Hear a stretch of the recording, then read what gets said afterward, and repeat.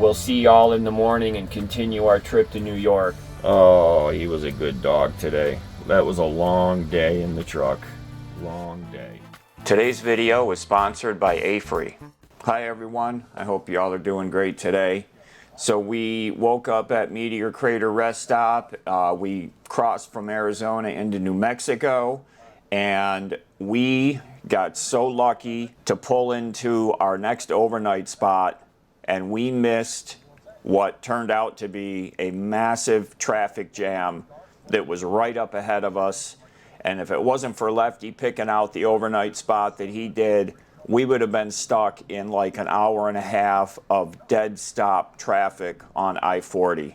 I hope you enjoyed today's video. Okay, I just fired her up. So I checked the oil before I started it. And it needed about, I don't know, just about a quart. You know, I just did the oil change not too long ago, and it settles in after the oil change, so it's a good idea. I always like to check it after you put a little bit of miles on it, and you get a true good reading, and it was about a quart. Not quite a quart. Here, let me get my jacket and then we'll walk, okay? Come on.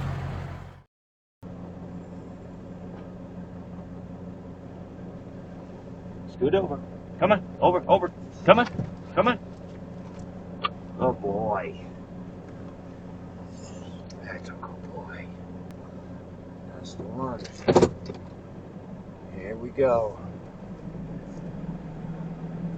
Okay, buddy. You ready to get going there, buddy? He just mapped out a route to a Flying J that's like 19 minutes. So that's where my cup of truck stop coffee is waiting for me. So thank you, buddy, for mapping that out. The truck's been warming up for about 10 minutes. You know, there's a big argument, pros and cons, for do you need to warm up your diesel rig before taking off? And my feeling is yes. You should let her sit there and run. It doesn't need to run for a long time, and it depends on the weather, obviously. Boy, these guys are really packing it in there. I barely made it around them. So it depends on the temperature outside and how long you let it run. So if it's, you know, very, very cold, I'll let it run. I'd let it run for like half an hour before getting in and taking off. But in this case, you know, a couple of minutes would have been fine. I don't know what the temperature is. I'm going to guess it's like 45 degrees out, something like that. Little nip in the air, not too cold though. See the needle. See, with just that little bit of driving, the temp needle is already moving. So I put a little bit of heat into it, just enough to wake it up. So what's your opinion on whether you should warm up your diesel engine before you take off? Put it down in the comments. I'm curious. I've read all kinds of different arguments for and against the necessity of doing it. I feel more comfortable doing it, letting it warm up a little before I take off. And I would do that with any engine. Motorcycle, gas engines, 2-stroke, 4-stroke, car, anything. EV, electric vehicle, I don't know about that. I don't think you gotta let them warm up, do you?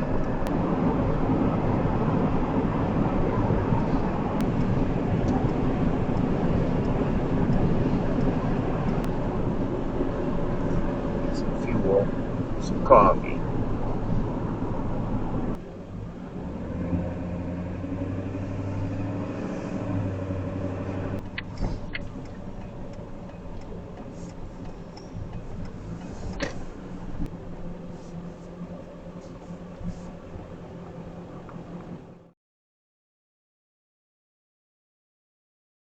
Okay, today we're going to be taking a look at a new piece of gear from AFERY. This is their P210 2400 watt power station, 2048 watt hours. You all know that's the amount of strength that it has inside of it. So a lot of power.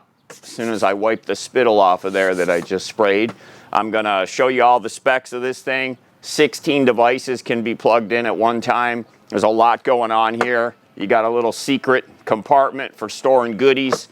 All kinds of neat stuff with the P210. Let's take a look at it.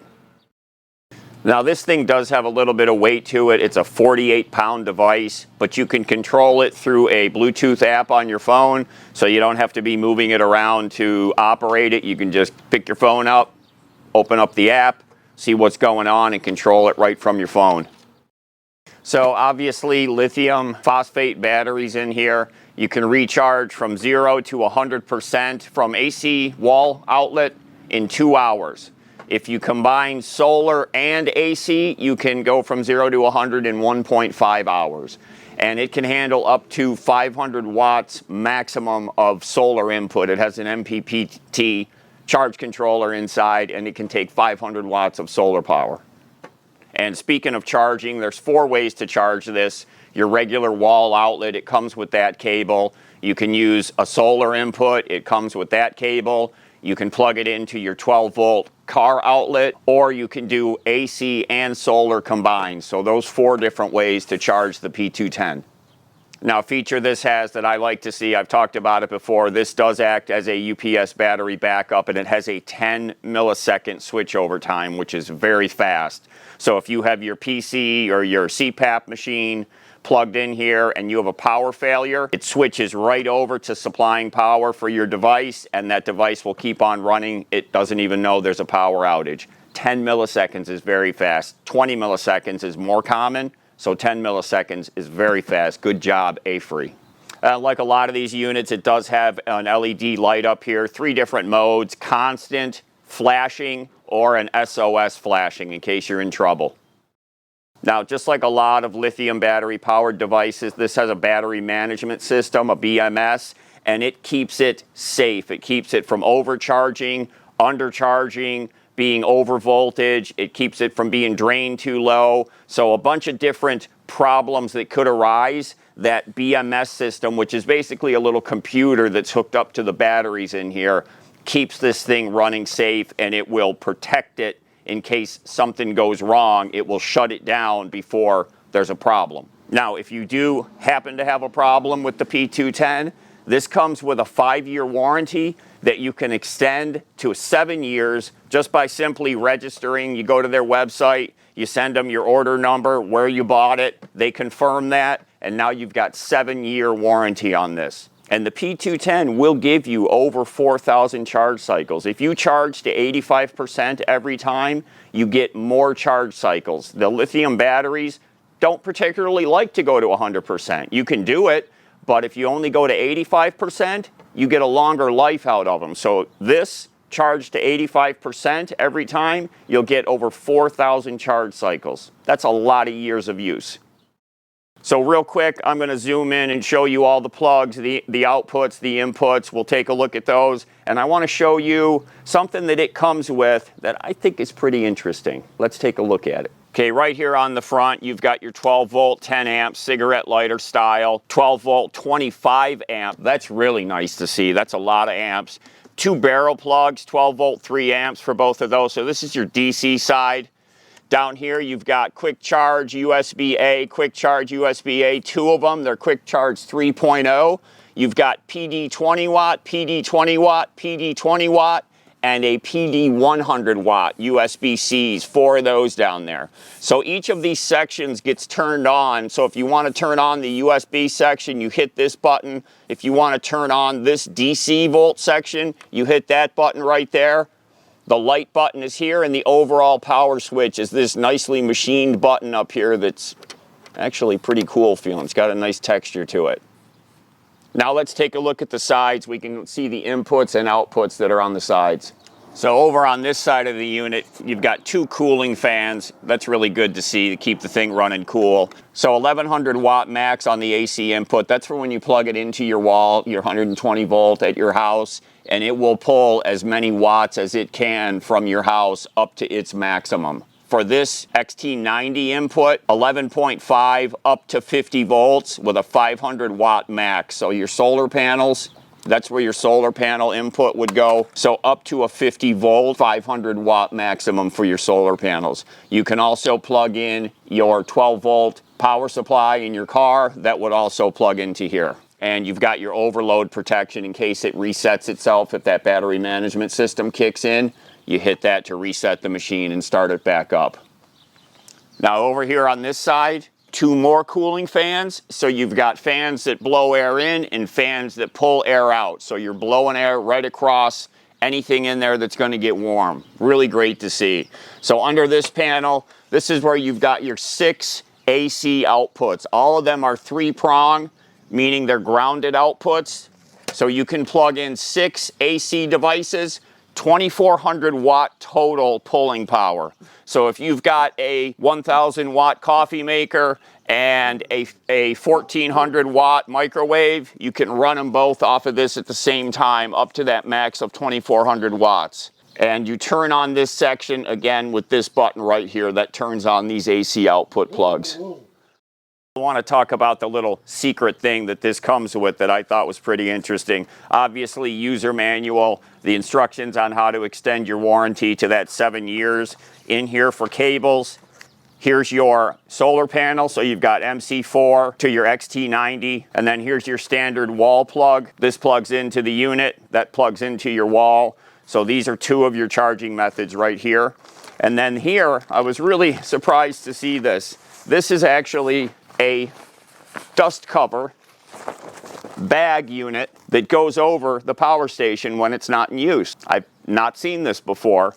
Good for you, AFERY. I think it's really neat they included this. It's elastic at the bottom, so you just slip it right over, and it's like having a shower cap on for your power station. Really great. We've heard all the specs and the numbers about the P210 from AFERY. Let's go ahead and do some real-world testing out here and see how you might use this thing out in the field. This e-bike, I'm going to go ahead and plug in the charger. So this is an AC powered charger. So first I'm going to power on the unit itself. There we go. This is charged to 99% because I was charging it with some solar panels the other day. So it's still pretty topped up. So to use the AC outputs, you remember we're going to go around this side. We plug this cord in here. We tap that button, which turns on this section of 6 outputs. 148 watts output. That's what this bike charger is pulling.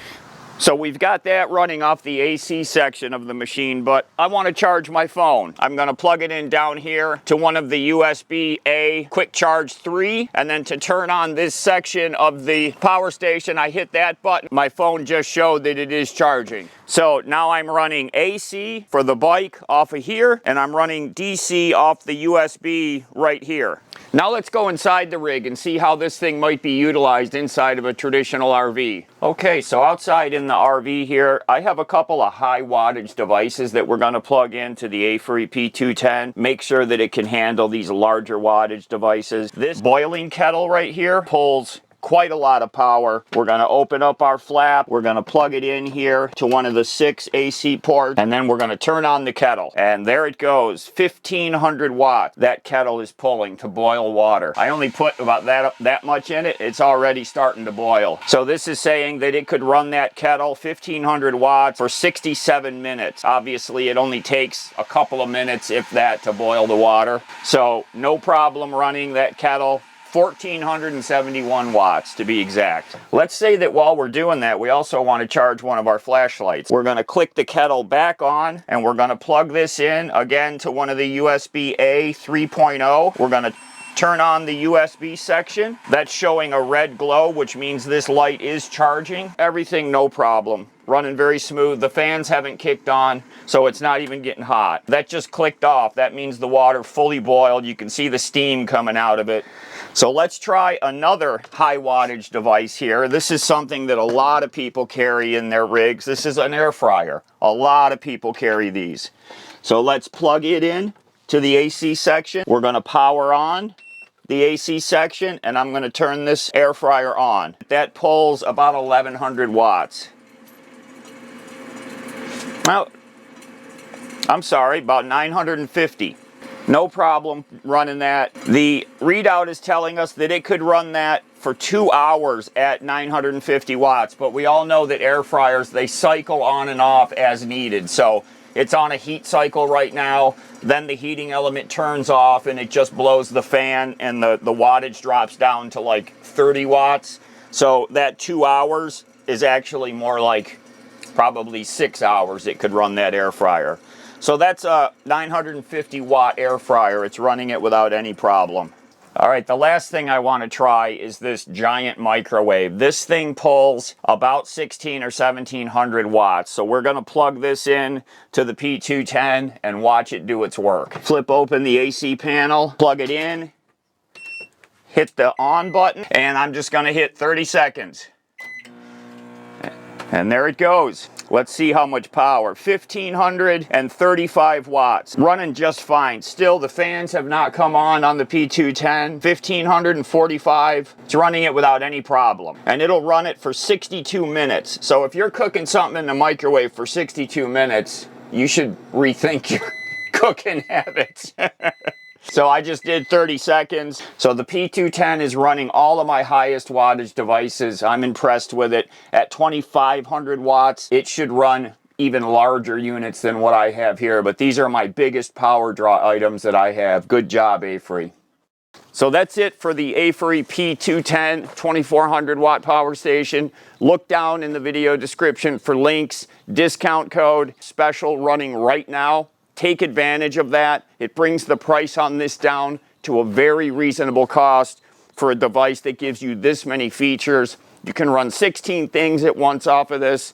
2048 watt hours. That's a lot of power. 2400 watt constant output. Check out the links in the description. Thanks, AFERY, for letting us take a look at this and this cute little dust cover. Let's get back to the video. Oh, Pilot.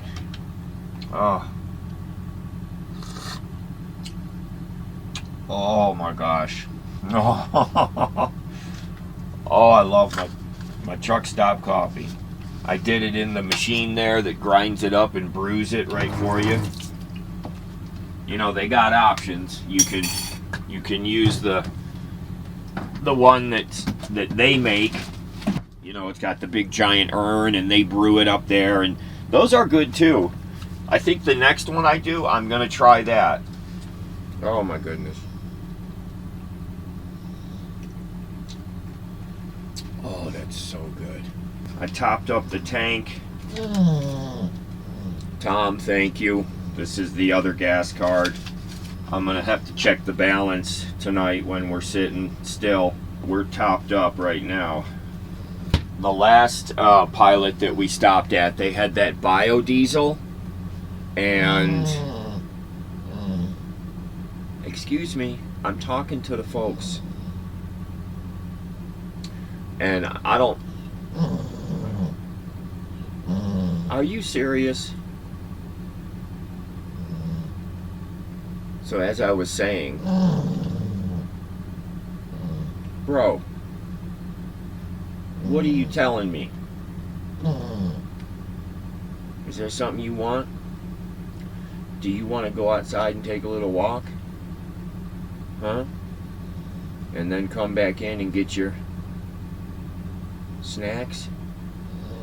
Is that what you're grumbling about? I guess the little walk we did back at the rest stop. Come here. 20 minutes ago, it just wasn't enough. Come here. Come here's a puppy. Oh my goodness, look at the stretches. All right, let me pull the truck away from the gas pumps here so we're not blocking it. Okay. Okay, hold on, brother.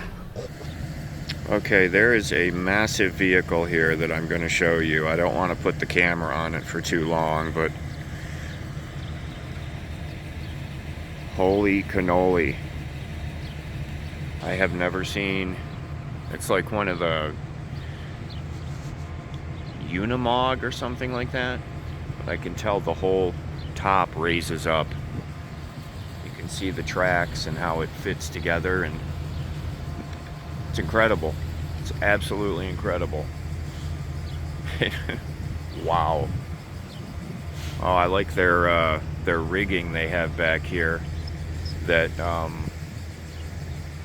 they have like a hitch extender and a dropper, so they've got multiple items connected to it. I have no idea what it is. Hey, Zach, I can put it behind me. See how see the rails, how it slides up and the whole top extends? Right? See that? So it lowers down, I guess, when you're on the road for less wind resistance. That's pretty smart. So this guy just grumbled at me until I had to come bring him out. Look at the front end of that thing. I wonder what brand of lights those are. Right there.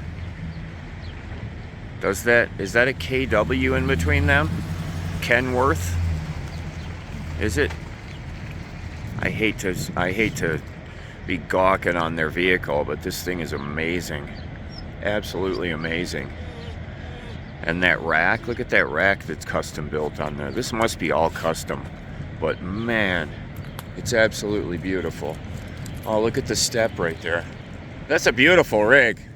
I'm shooting some video of it. I hope you don't mind. Okay, puppy. Okay. So what do you? That's got to be $1 million. It's got to be $1 million. Oh, there's grass over here. Come on, look at this. I can't believe it. I wasn't even paying attention. I was so captivated by that vehicle that I almost missed your opportunity to get some grass under your feet, buddy. Oh my goodness. So happy. Don't throw grass on the people's car. Look at all the cigarette butts out here. Good Lord. I didn't know dogs were allowed to smoke out here. And all the piles of feces. That is so awesome, people. They have a bag stand and a garbage can, but let's just let the dog rip one out and walk away. I don't get it. I know I bitch about this a lot, but I just don't understand how people think it's okay to let their dog take a dump and just walk away.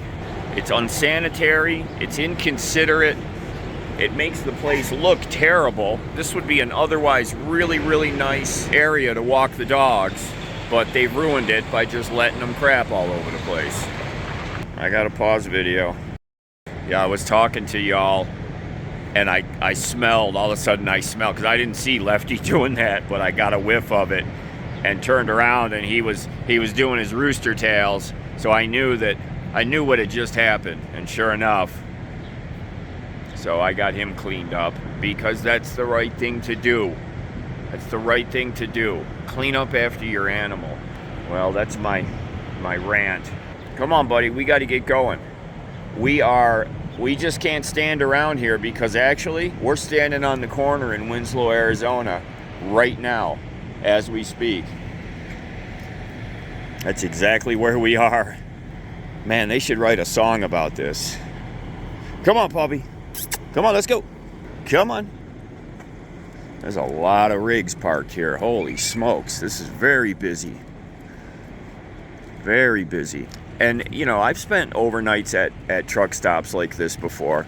The only issue is you get a lot of truck noise, a lot of coming and going, and a lot of, rigs that are running overnight, a lot of air brake, the compressors, I guess they have to release pressure every once in a while. So every once in a while you get that psh. It seems like it just happens periodically, like while they're sitting there. Whoever knows about that, why do they do that? Why do they release the air when they're just sitting? Okay, back up in the vehicle. Let's go. Yeah, all these folks that are lined up out here, they're all sleeping. You can see they've got their windows blocked off and everything. So yeah, I was saying we've spent overnights at truck stops before, but they can just be noisy, that's all.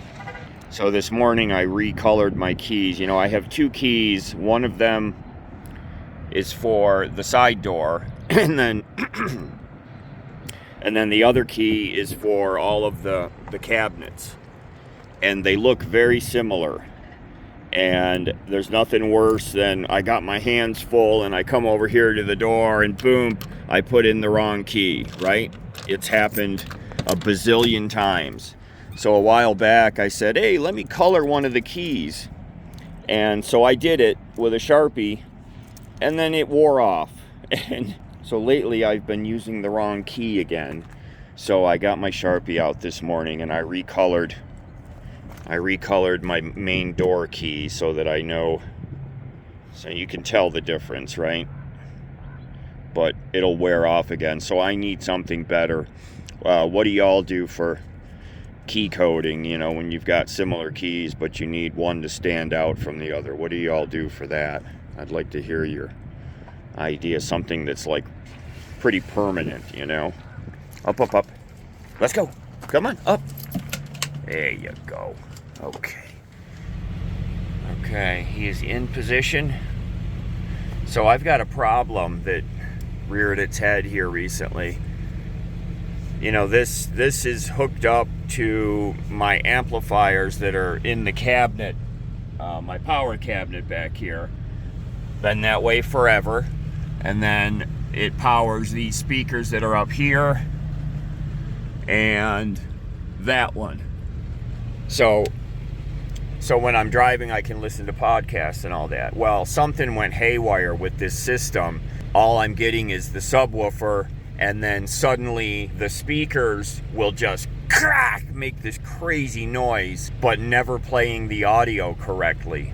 It's either because that same amplifier, let me mention this, that same amplifier that powers these speakers up here is also used to power the speakers that are in the back. It's a 4-channel amp. I use 2 of the channels for the front speakers connected to this, and then the other 2 channels are used for the back speakers that are connected to my little Android TV box that's hooked up to my TV back there. So the amp gets used whether I'm listening up here in the cab or I'm watching movies in the back. So the amp is working because I watch movies all the time and it's fine back there. So it could be that the 2 channels of that amp have died. Now that amp is the second one. The first one already died. It was the original amp from Dalen's old car from back in high school, and it went haywire and just stopped working one day. So I replaced it with the exact same one because they were inexpensive. It would hook right up. The screw holes would line up. The wires would all be in the correct location. I didn't have to change anything, and it puts out plenty of sound for what I need. And it's only been in there for not even a year. I just replaced it not too long ago. So I don't know what's going on with it. But what I've been doing to be able to listen to podcasts is I brought my Soundcore boombox up here. This is just a Bluetooth speaker, but with tons of sound. And I Bluetooth it. The problem is I cannot get it to connect to this thing for Bluetooth. It shows up, I hit connect, and nothing. And I have tried everything to get it to work. So I'm relegated to Bluetoothing it to my phone. So I've got the podcast on my phone, Bluetooth to the speaker so I can hear it. The problem is, you know, I like to look over at the screen every once in a while and see what's going on, and when it's just on the phone, I can't really do that because the phone sits this way and I'm holding the phone vertically. It sits in one of my cup holders while we're driving. So the video screen size, if I did look down, would be not even as big as a business card, you know, so very tiny. So when we get back to New York, I got to figure this out. I'm going to pull this thing out of the dash, make sure the connections are good on the RCA jacks that run out to the amplifiers, because that's the only thing it could be, is that the RCA cables have flaked out and need to be replaced, which would kind of stink because they go from here, they go down, they run along, I believe, yeah, they run along down the side here underneath all the trim and everything. I think that's how I did them. Gosh, it's been so long. And then they cut through a hole that's behind my seat here that was it's an original hole where they ran wiring that used to go to the doghouse, the control panel that was up here. So I've got, if I do have to replace them, it's going to kind of stink, but it is what it is. So I will work on that when we get to New York. At least we can still listen to podcasts. So I'm going to get something fired up and then we'll get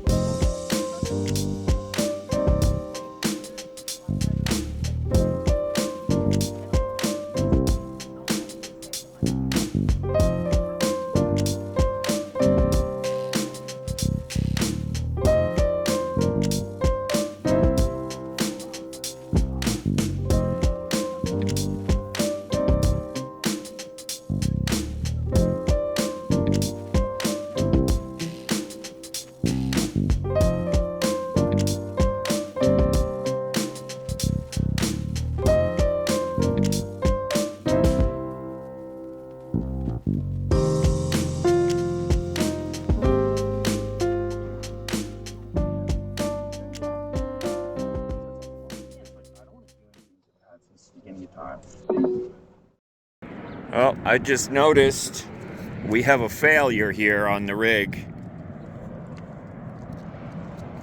Is there something missing in this picture?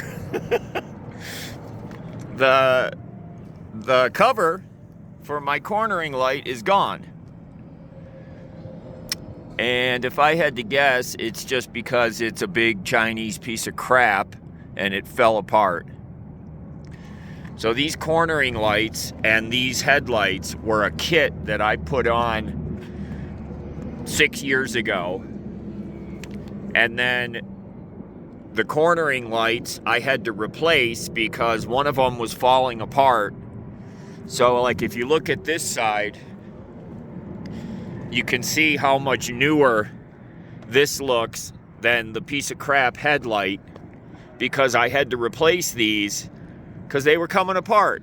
And so obviously the replacements are coming apart again. I just noticed this. We were walking like over there and I'm looking back at the rig and I'm seeing, boy, the headlights really look bad compared to those cornering lights that I replaced recently because they look so much darker. Well, now I know why it looked so much darker from over there because the lens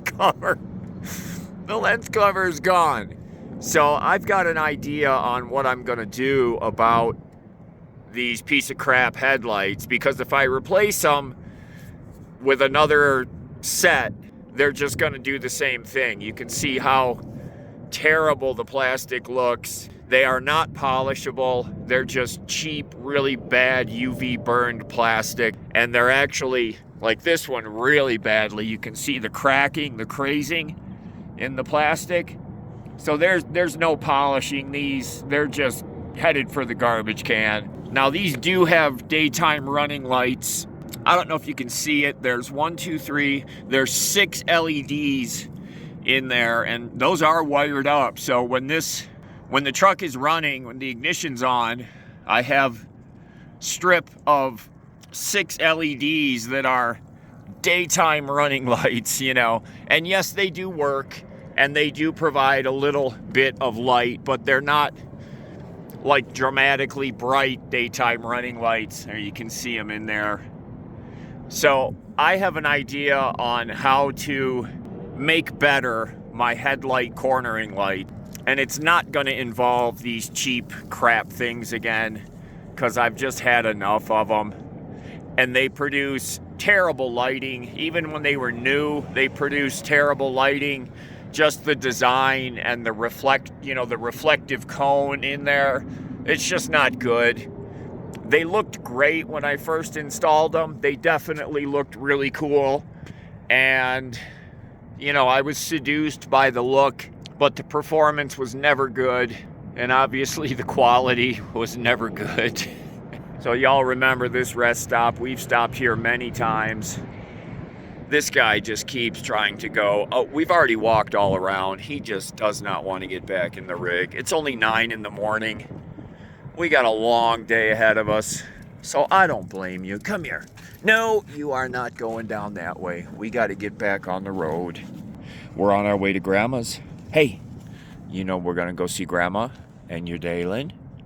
Yeah, we're going to go see your Dalen and your Grandma and Howard. Okay. You ready to go to Grandma's? And couches and beds and chairs that you get to lay on. Just think about all that. That's the payoff for all of this punishment. All these boring hours. I know. Come on, we gotta go. Let's go. Come on. Come on. Come on. No. He's just going every direction but the door to the rig. Come on. Up, up, up, up, up. Okay. Good boy. Get your water.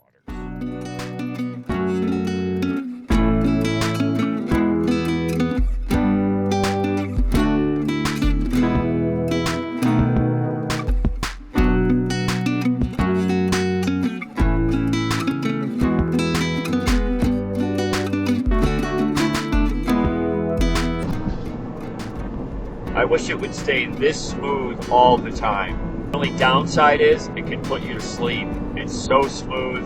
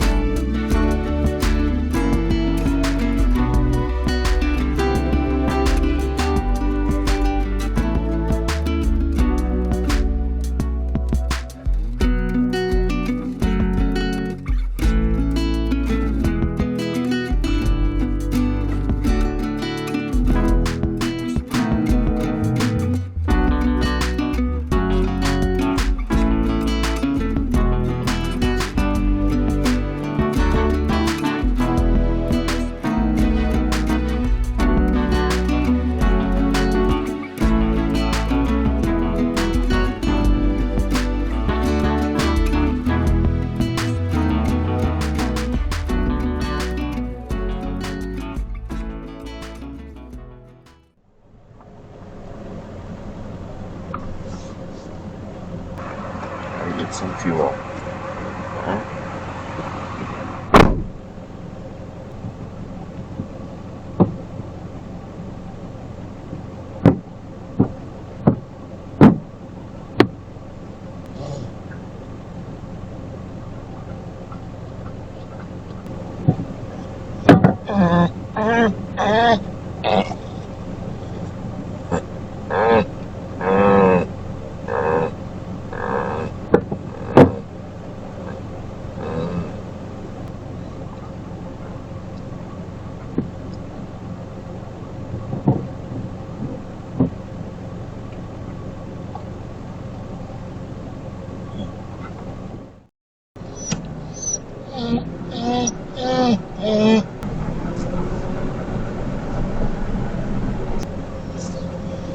Hold on. Here we go. Here we go.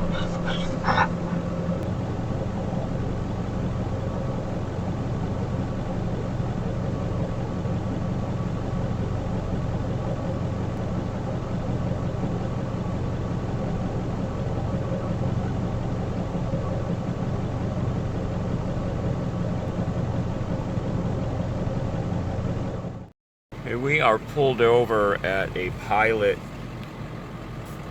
We are in New Mexico. I don't know where exactly. We just passed through a pretty big city with a 18-mile long constant uphill grade, and the fan came on. You know, I have the old clutch style fan, so when I say the fan came on, I'm not talking about like the electric fan. This is the old clutch style fan. When I say it comes on, it's the way those work is when they reach a certain temperature, you know, hot, there's a fluid inside of them and a clutch, and at a certain temperature that fluid causes the clutch to engage, which then makes the fan blade spin. And when that happens, you can hear this roaring noise, you know. I mean, that's a big fan. And so whenever I hear that, because, I mean, there were years where I never heard the fan come on. And I've heard it come on when it's hot out. You know, when we're in the 90s, that's about the only time that the fan will come on, and only if we're doing a climb, you know. Regular flat, we can be in the 90s, we can be 100 degrees, regular flat driving, it won't engage. But doing an ascent in the high temperatures, it will engage the fan. And it's been happening on this drive more than it's ever happened before. Couple of things that I think are causing that. The areas where it's happening, it is hot out, definitely hot. The biggest contributor, I think, is that I'm putting my foot in it. You know, I've been babying this thing for years. It performs very well for a 23-year-old vehicle with an old technology engine that's not tuned for performance. It's tuned for longevity, runnability, meaning, you know, these cabin chassis were commercial vehicles. These were not personal vehicles, so they were tuned and designed from a drivetrain standpoint to run for a very, very long time, but not very fast. You know, these engines can be tuned up to produce considerable more amounts of power. You put the tuner in there, flash the ECU, which is the computer that this thing has. Now, mind you, back in the day, 2002, the computer, well, it's stronger than the one that they used to go to the moon, but it's not as advanced as the computers that are in, like, say, my daughter's Kia. You know, that computer is probably 1,000 times more smarter than the one in this truck. So catch a shot of the steakhouse. I think it says the Oxford, or I can't read that. All right, I got to get us back on the interstate. Lefty has picked out an overnight spot. So there's some kind of weather system up here. I hope it's way far ahead of us. Continue on I-40 East for 105 miles. There we go, 105 miles to the overnight spot. Look at these clouds. That is so cool. I have a 5-year-old boy's fascination with the clouds and the sky and the way things look. And I think a lot of you by now have gotten used to my little idiosyncrasies and my quirks when it comes to oohing and ahhing over things that seem pretty mundane, right? That's basically why Lefty doesn't listen to most of the stuff I talk about, because he's like, yeah, whatever, bro. Clouds, really interesting. Seen them. Oh, that's me going off the road. That's time for me to put down the phone. We'll see y'all when we get to the rest stop.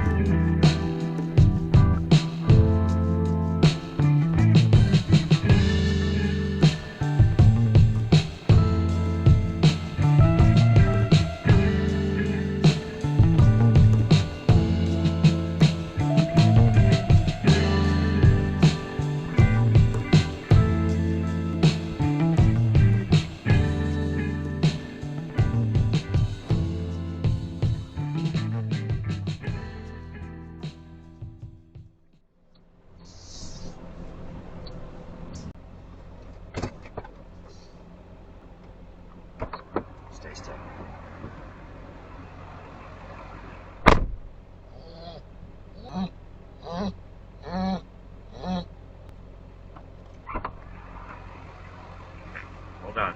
I'm just checking to make sure we're at a good spot. Hold on.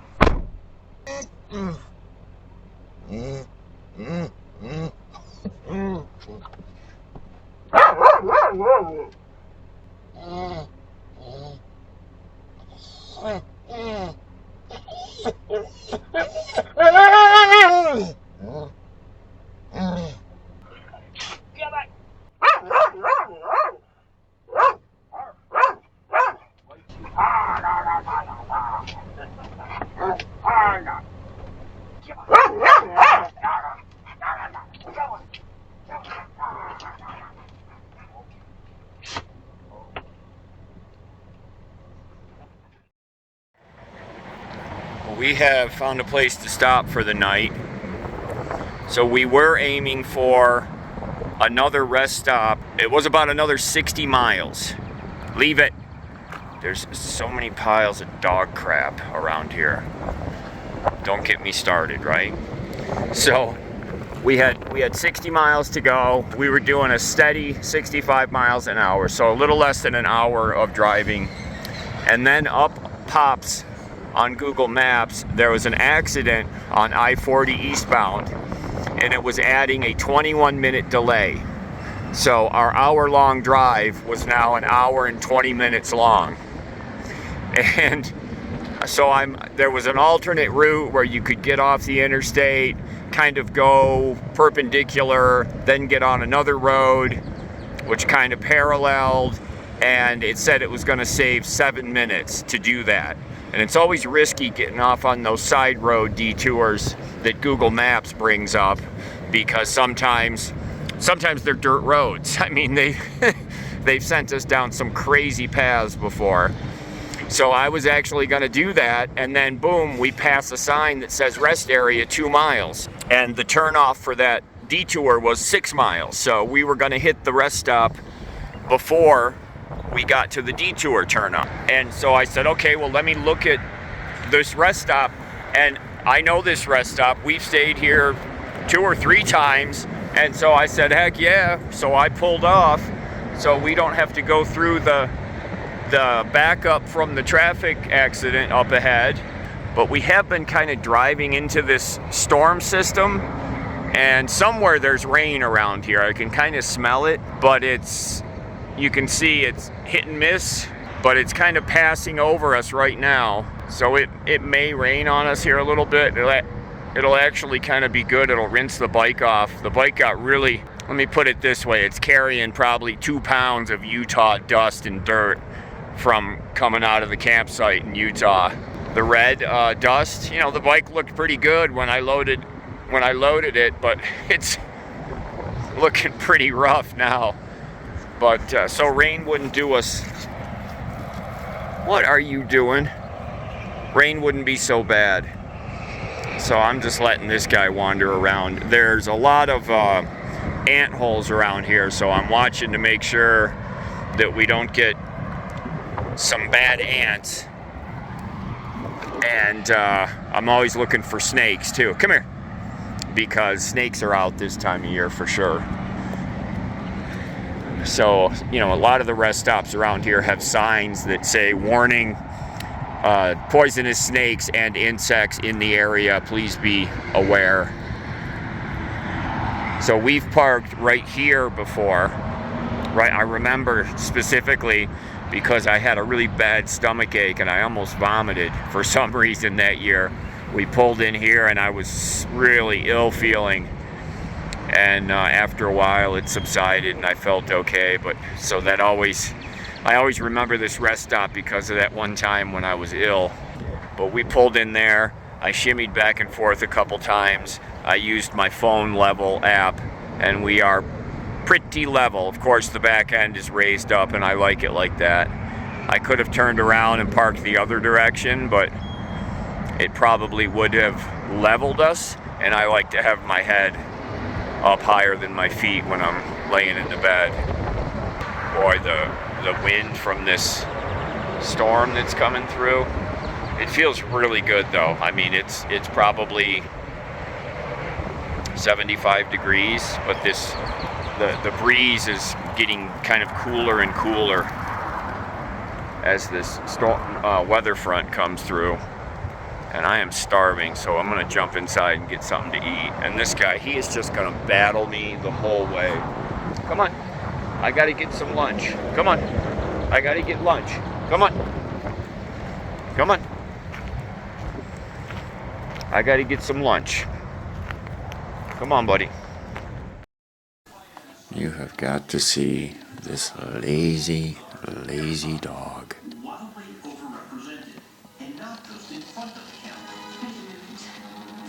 Look how spoiled. Look at the spoiled dog. He's got the couch During the night, he moves between the couch, that chair, that chair. He goes in his grandma's room and gets in one of their chairs. He goes in their closet, and she's put a blanket for him down on the floor, and he buries himself in the blanket in their closet, spends the night in there sometimes. He's all over the house at night. He's so spoiled here. So spoiled. We just did a great bike ride right before dinner. We did an excellent bike ride, a lot of running. And he came back and I gave him a good dinner with some fried hamburger meat and warm water, and he is crashed, just absolutely crashed. Totally sleeping. Doesn't care the TV's blasting down there. Doesn't care I'm up here talking. That's my puppy.